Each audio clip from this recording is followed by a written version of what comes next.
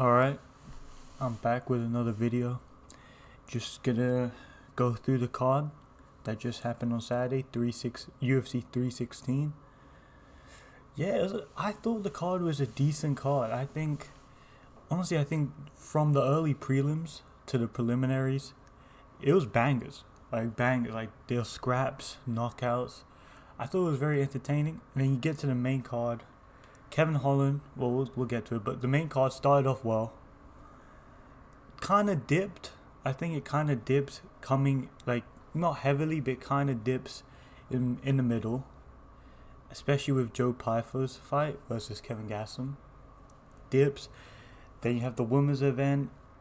Thought that was an okay fight, and the Sean O'Malley Merab, which I thought was pretty entertaining. I thought not a crazy entertaining fight, but I think that was entertaining. So yeah, overall, I'm just gonna say the overall. We'll save for the overall at the end. We'll save that for the end. But anyway, let's start with this. So I actually did miss the first card on the fight. I missed it. Markel Mandros. I guess this guy. I think I went pretty good for picks on this card. I was not that bad. So yeah, Markel Mandros. Can't lie, guys. I didn't see what the fuck happened here. So we're just gonna skip that shit. Quillian Scaliad. This guy, he just has he has more aura. I think he definitely showed he showed the ground game and his grappling ability, which is good. I think that helps him because it makes him show that he's not, I wouldn't say legit yet, but at least he has some more layers to his game, And he handled grappling well.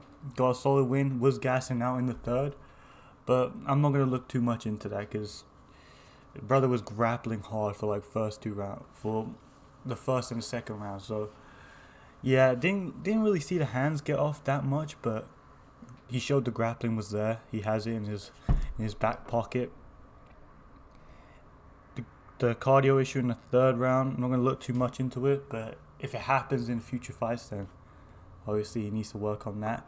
This fight, bro, Conor McChigger, this guy was freaking insane. This guy was insane. I was just, listen, the fight started, I was on my phone. I seen he threw like a spinning back kick. I was like, okay, cool. I was on my phone, and then I hit the TV, whoa, and I'm like, oh, what the fuck happened? And then I look, and he hits him with this beautiful check hook. Conor McGregor-esque, bro. Conor McChigger is just, he's definitely the highlight, one of the highlights of this pay-per-view, bro. It was such a clean knockout, bro. Fucking Jekka Sakig, his whole fucking body turned off. The guy just went completely flatline, bro. He unplugged the power cord, bro. His face planted into the ground. So yeah, I thought it was a great performance, and he's obviously built a lot of hype. Calls himself like Zombie Junior or some shit. I don't think he fights as long. I think he's Conor McChigger. He needs to change his name to Conor McChigger, because that was beautiful, fluid, loose, just boom. Didn't even throw everything into it. It was just a quick, snappy, like check hook. That was it. Just that, and he didn't talk everything into it. It was just quick. So that was beautiful. Beautiful knockout, Conor McChigger, man. He's coming up, man. He's coming up. We on the Conor McChigger hype train. Here we are. Wang Kong. I actually had to go out for this fight, so I didn't see much of this fight. I know there was a knockdown. I heard about it, but I didn't see much of this fight because I was actually out. I had to fucking do some shit. So Wang Kong, yeah, I guess I predicted she was gonna get it. Oh yeah, let me say, Jekka Sarig. I didn't know. I thought Jekka Sarig was gonna get it, but I should have gone with the Yu Ju Sang. He just has a better name. I should have gone with that. But yeah, Wang Kong, I predicted her to win just because on aura and shit like that, and just because I know her. That's really it. But yeah, I'm gonna just say good performance. Didn't really see this fight. Here we go. Where are we here? Oh yeah, Andreas Gustafsson. I thought this was a good fight. I thought it was a good performance by Andreas Gustafsson. He just made it super scrappy.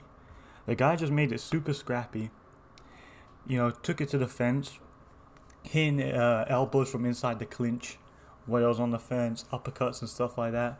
So yeah, I thought it was a great performance by Andreas Gustafsson. He's just a scrappy fighter. He's a brawler. He's gonna make it dirty, and and it was a good performance. So I thought it was a great performance. So yeah, that's what I have to say. A good performance by Gustafsson. I don't know who he'll match up with.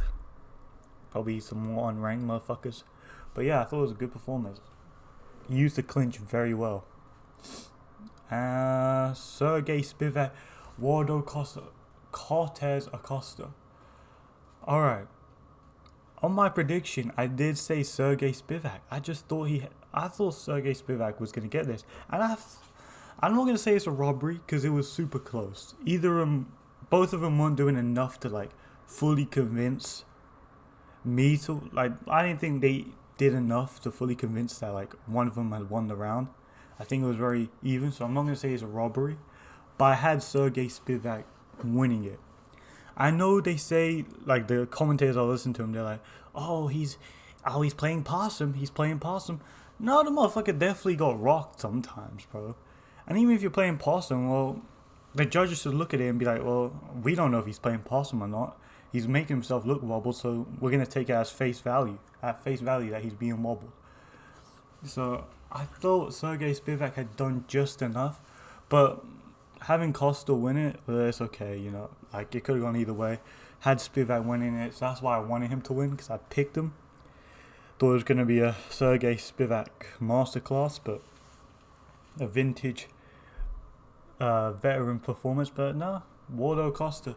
Both looked pretty shit, I'm going to be honest. Both looked pretty shit. So I don't think Costa... I mean, he is heavyweight. He could just get to the title from just fucking 1 or 2 fights, so, you know, but I think they look both pretty shit. Well, we move on to someone who didn't look shit, Azmat Murzakanov, bro. This guy, straight off the bat, it was just a mismatch. I thought it was, at least. I thought Azmat Murzakanov, bro. I seen this guy fight like fucking once a year, if that. And I looked how old he is. He's like 36, so it was like, he needs to start moving. He needs to start getting the ball rolling because he's very good. The guy is good. He knows what he's doing. Looks like a professional, you know what I'm saying?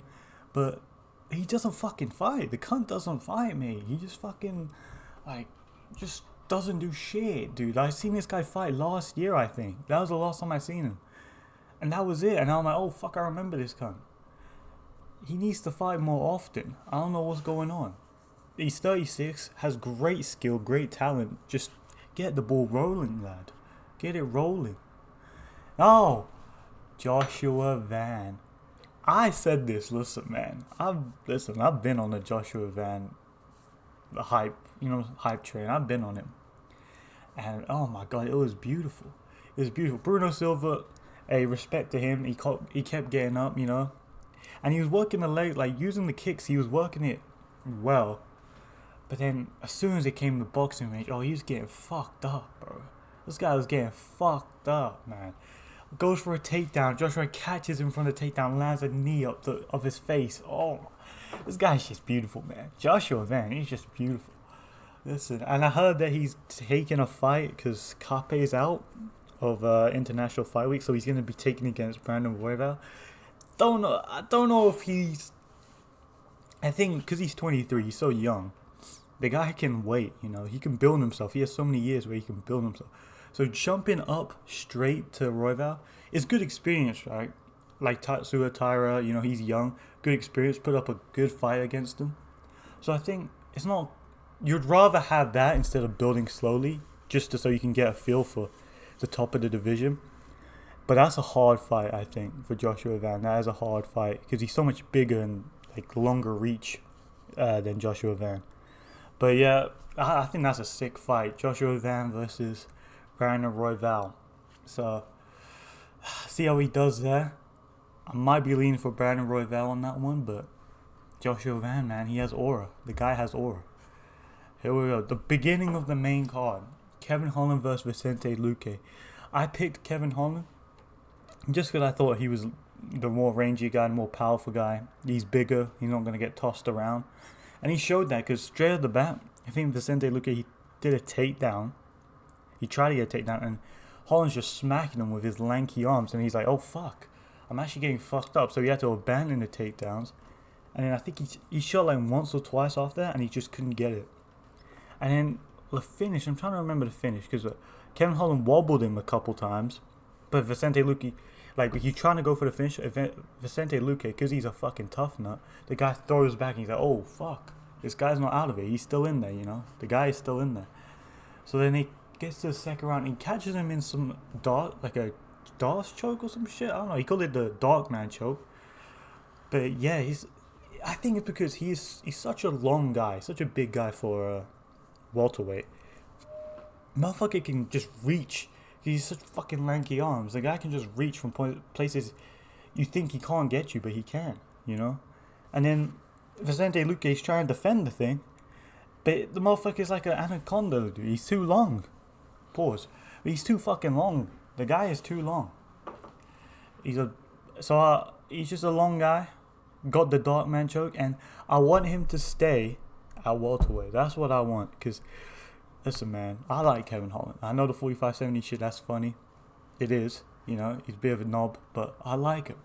And I want him to do well. And I think at welterweight, he can cause problems. He called out Colby Covington. I think that's a free win. I really do think that's a free win.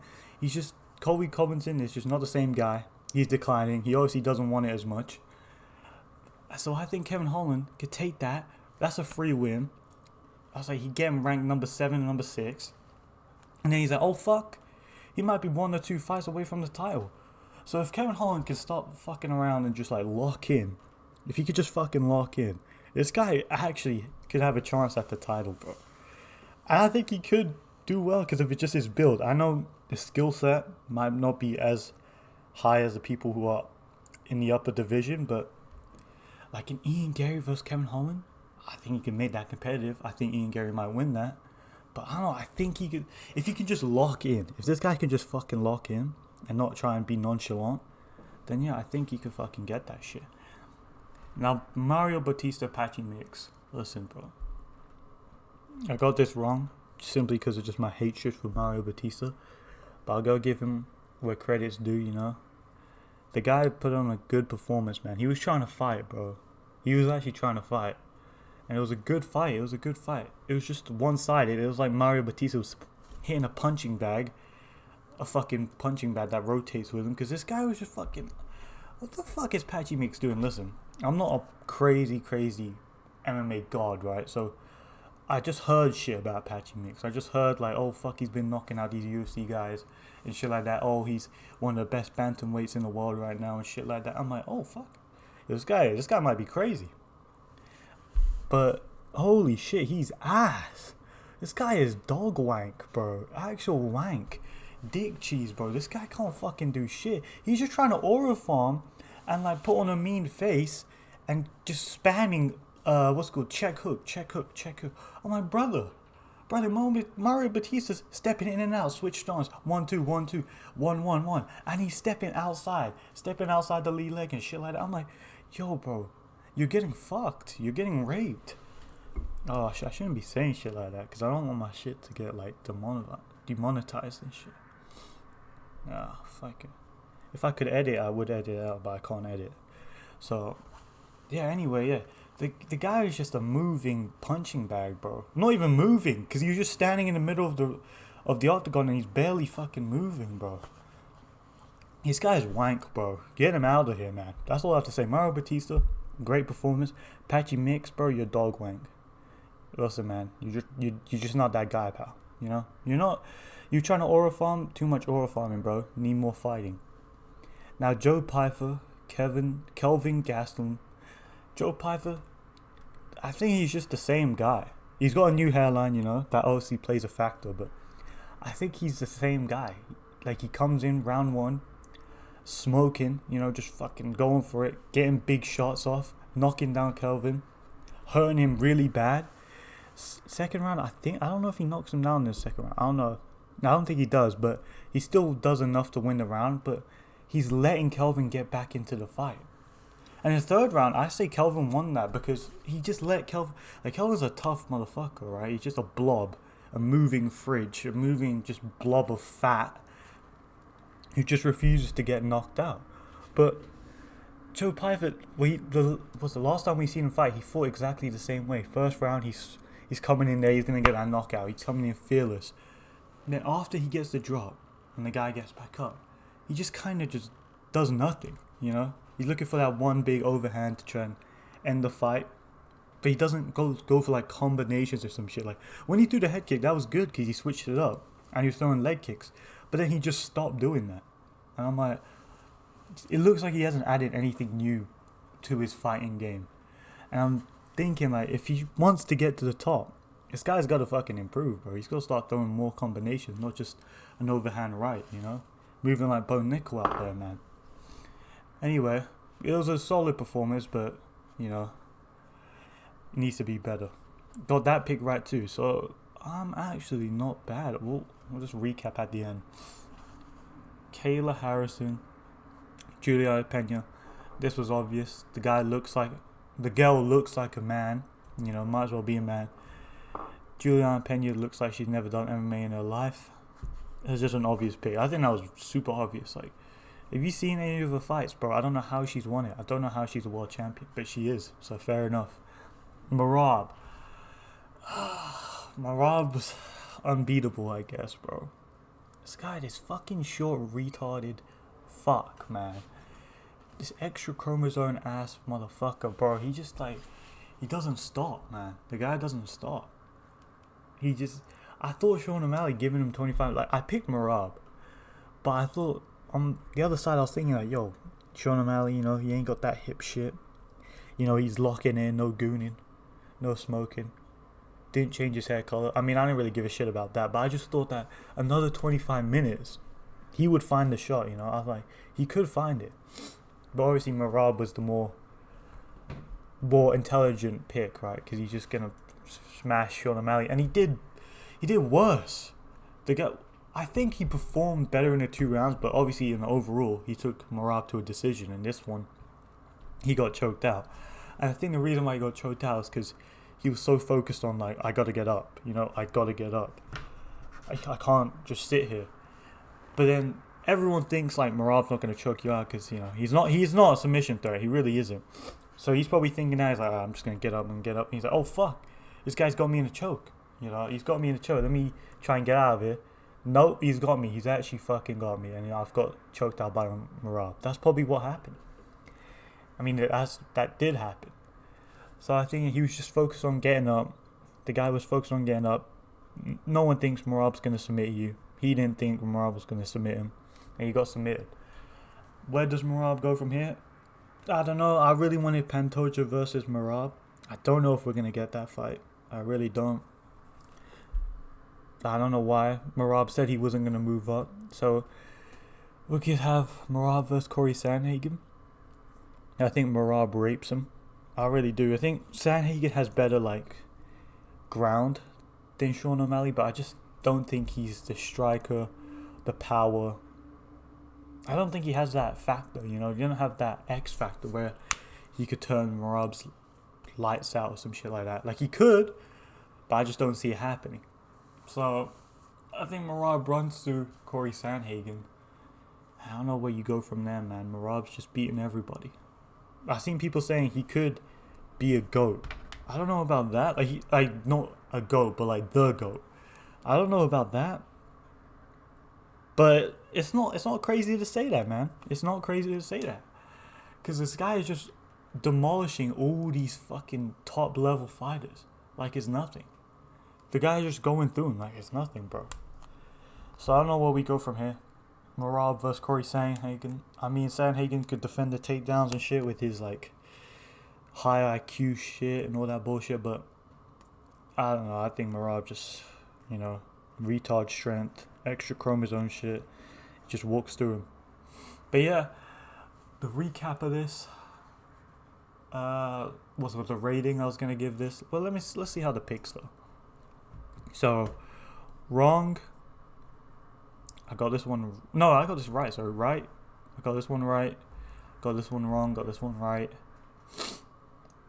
What was that? Got this one right. Got this one wrong. Got this one right. Got this one right. Got this one right. Got this one wrong. Got this one right. Got this one right. Got this one right. It's not bad, bro. It's not bad. Well, I missed 3. Hey man, not bad. I'll take that. I still had I'm the greatest mind on the MMA YouTube, bro. Not really, but we're getting there.